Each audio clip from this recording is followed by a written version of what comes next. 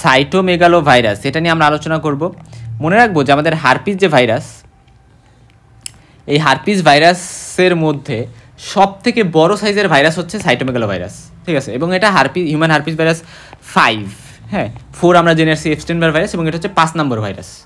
তো এই মেগালো কথাটা যেহেতু সাথে আছে, আমরা মনে রাখবো এটা সব থেকে বড় সাইজের ভাইরাস। এখন আসো যে এটার যে ইনফেকশন, সেটা ইউবিকুইটাস, মানে সব জায়গায় মোটামুটি পাওয়া যায়। এবং এটা যখনই আসবে আমরা মনে রাখবো এটা হচ্ছে কনজেনিটাল ডিফর্মিটি।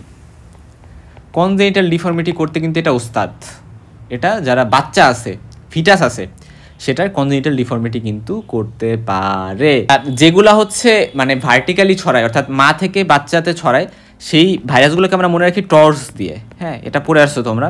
টিতে হচ্ছে টক্সোপ্লাজমোসিস গন্ডি, যেটা আর কি।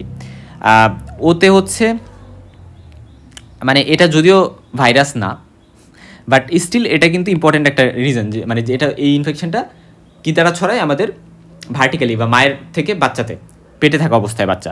ওতে আদার্সের মধ্যে হচ্ছে ট্রিপোনেমা প্যালিডাম অর্থাৎ সিফিলিস, যেটা এটা ছড়াইতে পারে। তারপরে ভ্যারিসেলা জোস্টার, যেটা হারপিস ভাইরাস যেটা 3, রাইট, ভ্যারিসেলা জোস্টার, এটা ছড়াইতে পারে। এটা ইম্পর্টেন্ট। তার পাশাপাশি আর হচ্ছে রুবেলা, সিতে সাইটোমেগালো ভাইরাস, এইচআইভি, ঠিক আছে। সো এরকম কিন্তু অনেক ভাইরাস আছে। তারপরে পার্ভো ভাইরাস, এরকম অনেক ভাইরাস আছে যেগুলো হচ্ছে ট্রান্সপ্লাসেন্টালি ছড়াইতে পারে। তো এর মধ্যে সাইটোমেগালো ভাইরাস খুবই ইম্পর্টেন্ট একটা কারণ মনে রাখতে হবে যেটা কিন্তু সিভিয়ার অ্যাবনর্মালিটিস করে, কনজেনিটাল অ্যাবনর্মালিটিস, এবং যারা অ্যাডাল্টস তাদের ক্ষেত্রে এবং ইমিউনো কম্প্রোমাইজ পার্সনদের ক্ষেত্রেও কিন্তু পাওয়া যেতে পারে, অর্থাৎ অ্যাডাল্টস ইমিউনো কম্প্রোমাইজ পার্সনদের ক্ষেত্রে। বাট এটা হচ্ছে মেইনলি ইম্পর্টেন্ট ওই যে কনজেনিটাল ডিফর্মিটির জন্য।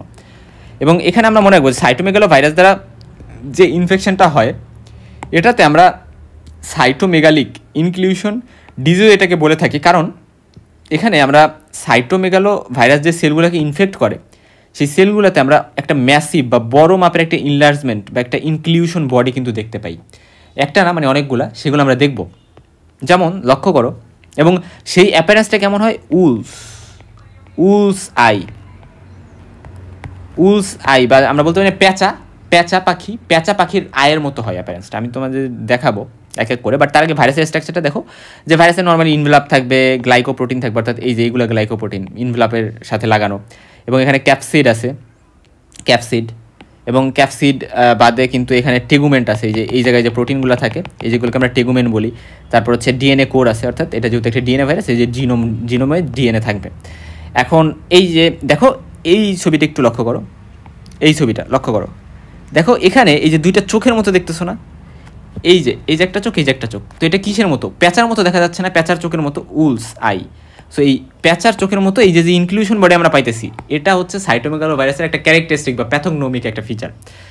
সো দেখো সাইটোমেগালো ভাইরাস ইনলার্জমেন্ট ইনফেক্টেড সেলটা, তার মানে এই সেলটা হচ্ছে ইনফেক্টেড হয়েছে। এই ইনফেক্টেড সেলটাতে আমরা ইন্টারনিউক্লিয়ার, অর্থাৎ নিউক্লিয়াসের মধ্যে আমরা কিন্তু একটা এরকম ইনক্লুশন বডি পাবো, এবং এটা হচ্ছে উলস আই অ্যাপিয়ারেন্সের মতো হবে।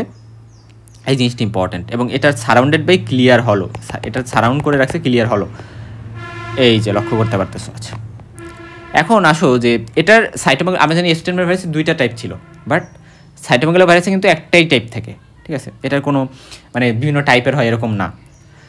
এবং আরেকটা কথা আমরা মনে রাখবো যে সাইটোমেগালো ভাইরাস কিন্তু যে প্রবলেমগুলো হয়, যে কনজেনিটাল, তারপরে পেরিনাটাল ইনফেকশন মেইনলি এটা করে। পেরিনাটাল বলতে কি বোঝায়, যে আচ্ছা শুধু মায়ের পেটে থাকা অবস্থায় ইনফেকশন হচ্ছে বা এটা ছড়াচ্ছে এরকম না, ভার্টিক্যাল ট্রান্সমিশন হচ্ছে এরকম না। এটা পেরিনাটাল, অর্থাৎ যখন হয়ে গেল, বাচ্চার যখন জন্ম হয়ে গেল, তারপরেও কিন্তু এটা ছড়াইতে পারে। কিভাবে, ব্রেস্ট মিল্কের মাধ্যমে, অথবা দেখা গেছে যখন ডেলিভারি হচ্ছে তখনও কিন্তু সিক্রেশনের মাধ্যমে এটা ছড়াইতে পারে। সো বিভিন্ন মানে বাচ্চার জন্ম, পেটে থাকা থেকে শুরু করে তার জন্মের আশেপাশের টাইমে, মানে কি আশেপাশে বিভিন্ন টাইমে এটা ছড়াইতে পারে। এবং ইমিউনো কম্প্রোমাইজ পার্সন যারা অর্গান ট্রান্সপ্লান্ট করে, যারা রিসিভ করে অর্গান ট্রান্সপ্লান্ট, আমি ধরলাম যে কেউ একটা লিভার ট্রান্সপ্লান্ট করা হবে কাউকে, সো সে যখন লিভারটা নিচ্ছে তার বডিতে, যে রিসিপেন্ট যে রিসিভ করবে, তার ক্ষেত্রেও কিন্তু ইনফেকশনটা ছড়াইতে পারে। সো অর্গান ট্রান্সপ্লান্টেশনের মাধ্যমে ছড়াইতে পারে, এবং ব্লাড ট্রান্সফিউশনের মাধ্যমে কিন্তু ছড়াইতে পারে। এবং ব্লাড ট্রান্সফিউশনের মাধ্যমে যখন ছড়ায় তখন সেটা মনোনিউক্লিওসিস লাইক সিনড্রোম করে। ইবিভি বা এপস্টাইন-বার ভাইরাস আমরা জানি ইনফেকশাস মনোনিউক্লিওসিস করে, এবং ওরকম টাইপেরই ম্যানিফেস্টেশন যে আচ্ছা ফিভার, সর্ট থ্রোট বা আমাদের যে হচ্ছে লিম্ফেডেনোপ্যাথি, এই টাইপের সিমটমস করতে পারে হচ্ছে যখন ব্লাড ট্রান্সমিশনের মাধ্যমে সাইটোমেগালোভাইরাস ছড়ায়। ঠিক আছে, এখন আসলে কীভাবে ছড়ায়? একটা হচ্ছে ভার্টিক্যাল ট্রান্সমিশন, যেটাকে আমরা বলতেছি অ্যান্টিপার্টাম, ইন্টারপার্টাম আর পোস্টপার্টাম। অ্যান্টিপার্টাম মানে হচ্ছে কনজেনিটাল বা প্লেসেন্টাল যেটা ছড়াইছে। ইন্টারপার্টাম মানে হচ্ছে যখন ডেলিভারি হচ্ছে তখন দেখা যায় যে জেনিটাল সিক্রেশন বা কন্টামিনেটেড ব্লাড সিক্রেশনের মাধ্যমে। পোস্টপার্টাম মানে যখন ডেলিভারি হয়ে গেছে তারপরে ব্রেস্ট ফিডিংয়ের টাইমও কিন্তু এটা ছড়াইতে পারে। আর হরিজন্টাল ট্রান্সমিশনের মধ্যে হচ্ছে যে ইনফেক্টেড পার্সনের স্যালাইভা, ইউরিন এগুলো দ্বারা ট্রান্সমিশন হতে পারে ব্লাড ডোনেশনের মাধ্যমে, তখন ওই যে মনোনিউক্লিওসিস বা ইনফেকশাস মনোনিউক্লিওসিস লাইক সিনড্রোম পাবো। অর্গান ট্রান্সপ্লান্টেশনের মাধ্যমে ছড়াইতে পারে, সেক্সুয়াল কন্ট্যাক্টের মাধ্যমে ছড়াইতে পারে। সো ছড়ানোর কিন্তু অনেকগুলো মিন আছে। মেইনলি আমরা ভার্টিক্যালটা বেশি মনে রাখবো, হরিজন্টালটাও আমাদের মনে রাখতে হবে।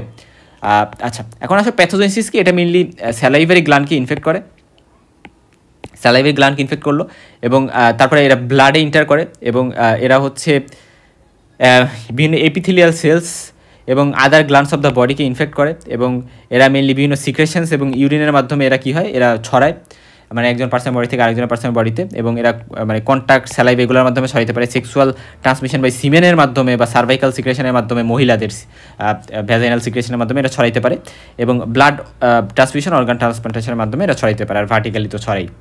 আর তো এটা কী ইনফেকশন করে? এটা কনজেনিটাল ইনফেকশন করে, এরা অ্যাকোয়ার্ড ইনফেকশন করবে, মানে যেটা কনজেনিটাল না পরবর্তীতে অ্যাকোয়ার্ড হয়েছে।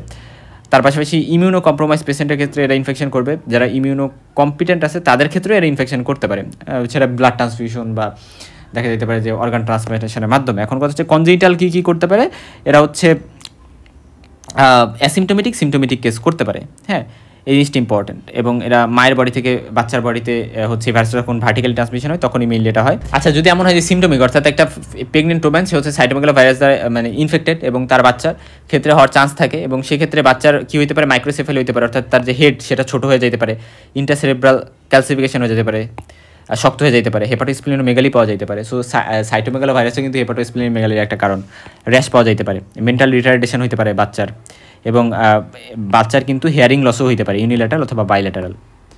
আচ্ছা, তারপর হচ্ছে যে কনজেনিটাল ইনফেকশন যেটা অ্যাসিমটোমেটিক, এটার ক্ষেত্রে মনে রাখবো যে ইনফ্যান্টসদের ক্ষেত্রে মানে যাদের ক্ষেত্রে প্রি এক্সিস্টিং ইমিউনিটি আছে, হ্যাঁ, মানে অলরেডি একটা মা, তার মধ্যে হয়তো বা বাচ্চা আছে এবং সেই মাটার মধ্যে অলরেডি সেই ভাইরাসটার বিরুদ্ধে ইমিউনিটি তৈরি হয়ে আছে, অ্যান্টিবডি তৈরি হয়ে আছে, ফলে প্রবলেম করতে পারবে না। আমরা জানি সাইটোমেগালোভাইরাসের কিন্তু অত অ্যান্টিজেনিক ভ্যারিয়েশন নাই, ঠিক আছে। মানে আমরা জানছিলাম যে এইচআইভি যে ভাইরাস সেটার গ্লাইকোপ্রোটিন থাকে এবং সেখানে অনেক বেশি ভ্যারিয়েশন থাকে, অর্থাৎ দেখা গেল যে মানে কন্টিনিউয়াসলি তাদের চেহারা চেঞ্জ করতে থাকে, এটাকে বলি আমরা ভ্যারিয়েশন। বাট ফলে দেখা যায় যে অ্যান্টিবডি তৈরি হয়ে লাভ নাই, মানে বডি এটার বিরুদ্ধে কমব্যাট করতে পারে না। কিন্তু এই সাইটোমেগালোভাইরাসের বিরুদ্ধে কিন্তু কী হতে পারে? প্রি এক্সিস্টিং অ্যান্টিবডি তৈরি হয়ে থাকতে পারে, এবং তখন কিন্তু ইনফ্যান্টটা কী হবে? অ্যাসিমটোমেটিক হবে, তেমন কোনো প্রবলেম হবে না। বাট দেখা যেতে পারে যে তাদের গ্রোথ রিটার্ডেশন, নিউরো ডেভেলপমেন্টাল, ব্রেনে কিছু ডেভেলপমেন্টাল প্রবলেম কিন্তু লেটার স্টেজ অফ লাইফে হইলেও হইতে পারে। বাট যে মার ইমিউনিটি তৈরি হয় নাই, সে মায়ের ক্ষেত্রে কিন্তু ওই কী হবে? ওই বাচ্চাটার কিন্তু সিমটোমেটিক লক্ষ্য, যেমন মাইক্রোসেফালি, হেপাটোস্প্লিনোমেগালি থেকে শুরু করে আর বিভিন্ন প্রবলেম আমরা দেখে আসছি। এবং মেনলি যে সকল মারা হচ্ছে প্রেগনেন্সির টাইমে ইনফেক্ট হয় তাদের ক্ষেত্রে মেনলি এই রিস্কটা বেশি থাকে, কারণ দেখা যায় যে যারা প্রেগনেন্সির আগে হয়তো বা ইনফেক্ট হয়েছে তাদের ক্ষেত্রে সাইটোমেগালোভাইরাস ইনফেকশন হইলেও সেটা আস্তে আস্তে ইমিউনিটি বডি তৈরি করে ফেলতে পারে, পরবর্তীতে বাচ্চা হইলেও কিন্তু ইমিউনিটিটা থেকে যায় বডিতে। বাট যারা প্রেগনেন্সির টাইমে ইনফেক্ট হয়েছে তাদের ক্ষেত্রে মেনলি প্রবলেমটা কিন্তু বেশি হবে। এখন সাইটোমেগালোভাইরাসের কনজেনিটাল ইনফেকশন তো এরা করে, এবং কী কী সিমটম প্রকাশ পায়? Jaundice, splenomegaly, hepato splenomegaly mainly করে, নিউমোনিয়া করতে পারে, স্কিন র্যাশ করতে পারে, রেড স্পট করতে পারে স্কিনের নিচে। আচ্ছা, এই জিনিসগুলো করতে পারে, এগুলো আমরা দেখলাম। পাশাপাশি তবে mainly 90% children don't show symptoms, but other percent কিন্তু আদার যারা আছে 10% তারা কিন্তু সিমটমস প্রকাশ করবে। আচ্ছা, এখন আসো যে 75% of congenital cytomegalovirus babies may face effect on brain, mainly ব্রেইনে, হ্যাঁ। সো ফলে অটিজম, সেইজার, তারপর হচ্ছে হেড সাইজ যেটা মাইক্রোসেফালি বলতেছি, এপিলিপসি, তারপরে ব্লাড ভিশন, চোখের প্রবলেম, তারপরে হিয়ারিং লস বা কোয়ার্ডিনেশন বা হচ্ছে ডিফনেস, এগুলো করতে হইতে পারে। এখন কথা হচ্ছে যে দেখো এরা কীভাবে ছড়ায়, ইম্পর্টেন্ট, লক্ষ্য করো। ইউটেরাইন ইনফেকশন করলো, মায়ের যে ইউটেরাস সেখানে ইনফেকশন করলো এবং প্লাসেন্টার মাধ্যমে সেটা ছড়াই গেল ফেটাসে। তো ফেটাসে যখন ছড়াই গেল, যখন সিমটোমেটিক হবে, তখন সিমটোমেটিক হইলে এরা ইন্ট্রাইউটেরাইন গ্রোথ রেস্ট্রিকশন করে দেবে, বাচ্চা গ্রোথ হইতে পারবে না, বাচ্চার রেটিনাইটিস, মাইক্রোসেফালি, তারপর হচ্ছে জন্ডিস, হেপাটোস্পিলিনোমেগালি হবে, আর কিছু অ্যাসিমটোমেটিক কেস থাকবে। তো এই অ্যাসিমটোমেটিক কেসের মধ্যে দেখা যায় লেস সিকুয়েলিতে ডিফনেস, লার্নিং ডিফিসিয়েন্সি বা নিউরো ডেভেলপমেন্টাল কিছু প্রবলেম থাকতে পারে। আর সিমটোমেটিক কেসগুলোতে দেখা যায় পার্মানেন্ট ড্যামেজ হয়ে যায় অনেক ক্ষেত্রে, এবং মেন্টাল রিটার্ডেশন, ডিফনেস, ব্লাইন্ডনেস হয় এবং ডেথও হইতে পারে। সো এই প্রবলেম, সো দুইটার দিকে যাইতে পারে, একটা হচ্ছে সিমটোমেটিক, একটা অ্যাসিমটোমেটিক। এখন আসো যে হচ্ছে পেরিনাটাল যে সাইটোমেগালোভাইরাস ইনফেকশন, সেটাতে ওই যে আমি অলরেডি বলে আসছি যে কীভাবে ছড়াইতে পারে, এবং কিছু কিছু ইনফেকশন কিন্তু লিম্ফাডেনোপ্যাথি, হেপাটাইটিস, নিউমোনাইটিস এগুলো প্রেজেন্ট করতে পারে। সাইটোমেগালোভাইরাসে অ্যাকোয়ার্ড ইনফেকশন যেটা, মানে যারা ইউজুয়ালি অ্যাডাল্টদের ক্ষেত্রে ইনফেকশন যেটা হয়, মানে অ্যাকোয়ার্ড ইনফেকশন বলতে ফর দ্য ফার্স্ট টাইম কেউ ইনফেক্টেড হয়েছে এবং প্রমিনেন্ট কোনো সিমটমস দেখা যায় না, তবে মনোনিউক্লিওসিস লাইক সিমটম যেমন হচ্ছে fever, night sweats, loss of appetite, weight loss, fatigue, pain in the muscle joint, sore throat, inflammation of glands এগুলো দেখা যাইতে পারে। সো আমরা মেনলি মনে রাখবো যে এটা কনজেনিটাল তো করলো, কনজেনিটাল অ্যাবনর্মালিটি করলো, তার পাশাপাশি এরা হচ্ছে অ্যাডাল্ট যারা, তাদের অ্যাকোয়ার্ড ইনফেকশন করতে পারে এবং সেক্ষেত্রে মনোনিউক্লিওসিস লাইক সিমটমস পাবে। এপস্টেইন-বার ভাইরাসের ভিডিওস যদি দেখো, ওখানে আমি বলছি যে মনোনিউক্লিওসিস লাইক সিমটমস বলতে কী কী বোঝায়।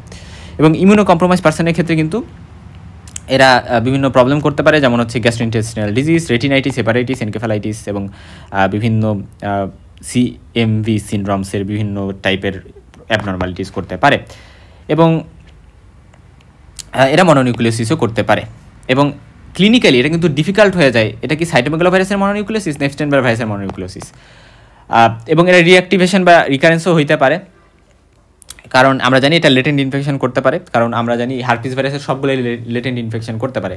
হার্পিস সিমপ্লেক্স ভাইরাস বলি, ভ্যারিসিলা জোস্টার বলি, এপস্টেইন-বার ভাইরাস বলি, সাইটোমেগালোভাইরাস বলি, এবং যখন এরা রিঅ্যাক্টিভেশন হবে তখন এরা fever, dyspnoea, blood vision, diarrhoea, hepatitis, pneumonia এরকম বিভিন্ন প্রবলেম নিয়ে কিন্তু প্রেজেন্ট করতে পারে।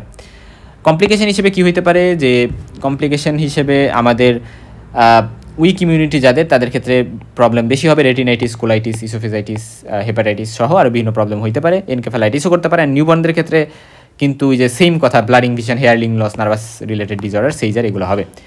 ডায়াগনোসিস কীভাবে করবো? ডায়াগনোসিস হচ্ছে আমরা ভাইরাসকে মানে সেল কালচার করে আমরা কি করব, আইসোলেশন, আইডেন্টিফিকেশন করতে পারি, এবং সেক্ষেত্রে মনে রাখবো যে এখানে একটা স্পেশাল টিউব ইউজ করা হয় যাকে আমরা বলি শেল ভায়ালস। ভায়ালস মানে কি? ভায়ালস মানে হচ্ছে যে আমরা ভ্যাকসিন দেওয়ার জন্য যেখান থেকে নিয়ে ইনজেক্ট করি না, ওইটাকে আমরা, ওই কৌটাটাকে বলি ভায়াল। তো এরকম একটা ভায়াল এখানে ইউজ করা হয় কালচার করার জন্য, এবং এখান থেকে ইমিউনোফ্লুরেসেন্সের মাধ্যমে, ইমিউনোফ্লুরেসেন্ট অ্যান্টিবডির মাধ্যমে কিন্তু 72 ঘন্টার মধ্যে আমরা ডায়াগনোসিস করতে পারি যেটা কি সাইটোমেগালোভাইরাস দ্বারা ইনফেকশন কিনা। মাইক্রোস্কোপিক এক্সামিনেশনের মাধ্যমে আমরা মাল্টিনিউক্লিয়েটেড জায়ান্ট সেল এখানে পাইতে পারি, এবং এখানে উলস আই অ্যাপিয়ারেন্স পাইতে পারি, খুব ইম্পর্টেন্ট ইনক্লুশন, যেহেতু এটা একটা ইনক্লুশন বডি, এবং নিউক্লিক অ্যাসিডকে ডিটেক্ট করতে পারি পিসিআরের মাধ্যমে, যেটা মলিকুলার ডায়াগনোসিস আমরা বলতে পারি, এবং পিসিআরে অবশ্যই আমরা বিভিন্ন বডি ফ্লুইড যেমন CSF, অ্যামনিওটিক ফ্লুইড এগুলো ইউজ করতে পারি। এবং মনে রাখবো যে আমরা অ্যান্টিভাইরাল অ্যান্টিবডিও ডিটেকশন করতে পারি, সেক্ষেত্রে IgM, ভাইরাল IgM অ্যান্টিবডি যদি পাই তাহলে এটা কারেন্ট ইনফেকশনকে ইন্ডিকেট করে, যদি IgG পাই তাহলে সেটা পাস্ট ইনফেকশনকে ইন্ডিকেট করে, আর যদি এমন হয় যে IgG 4 গুণেরও বেশি বেড়ে গেছে তাহলে সেটা কী করতে পারে, সেটা কারেন্ট ইনফেকশন বা রিকারেন্ট ইনফেকশনকে ইন্ডিকেট করে। সো এই জিনিসগুলো ইম্পর্টেন্ট। এবং ট্রিটমেন্ট আমরা কী দেবো, মনে রাখবো যে গ্যানসিসাইক্লোভির এটা হচ্ছে ড্রাগ অফ চয়েস। সো এটা অ্যান্টিভাইরাল ড্রাগ। ক্লোভির যখনই পাই আমরা অ্যান্টিভাইরাল আমরা জানি। সো এই ড্রাগটা আমরা ইউজ করতে পারি। তা বাদে এই একটা ড্রাগের নাম মনে রাখলেই হচ্ছে। তারপর হচ্ছে ফোসকার্নেট, এটাও একটা ড্রাগ যেটা ইউজ করা যাইতে পারে। মেনলি যারা রেজিস্ট্যান্ট টু গ্যানসিসাইক্লোভির তাদের ক্ষেত্রে আমরা কিন্তু ফোসকার্নেট ইউজ করতে পারি। সো এইভাবে আমরা মনে রাখবো। পাশাপাশি প্রিভেনশন কীভাবে করতে পারবো, যেভাবে ছড়ায় ওই জিনিসগুলো জাস্ট আমরা করবো না, তাইলে আমরা প্রিভেন্ট করতে পারবো। আর একটা কথা মনে রাখতে হবে যে সাইটোমেগালোভাইরাসের বিরুদ্ধে কোনো ভ্যাকসিন কিন্তু নাই, এবং প্রোফাইলেক্টিক হিসেবেও কিন্তু আমরা মেডিসিনটা নিতে পারি।